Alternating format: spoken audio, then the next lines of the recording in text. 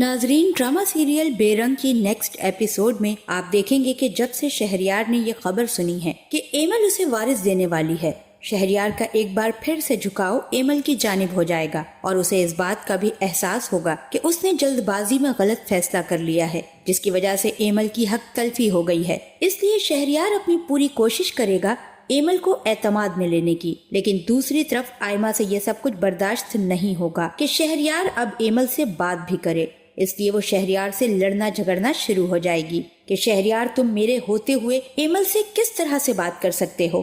تو شہریار کہتا ہے کہ تم کس طرح کی باتیں کر رہی ہو؟ امی کے پریشر میں آ کر میں نے تم سے نکاح تو کر لیا ہے، لیکن تم میری ایک بات غور سے سن لو، تم میرے اور ایمل کے بیچ میں نہیں آؤ گی اور نہ ہی ہمارے معاملات میں دخل اندازی کرو گی۔